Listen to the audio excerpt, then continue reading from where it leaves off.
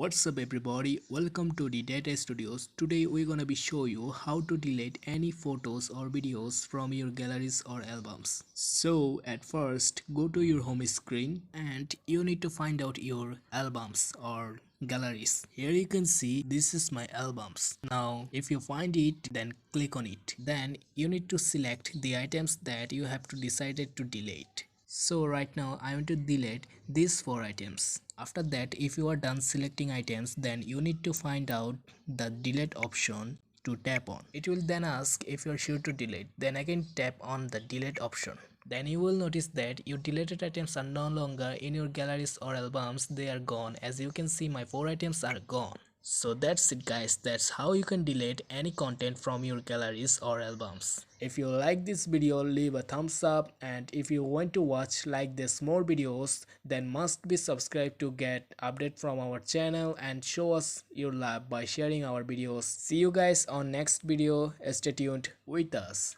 Tata.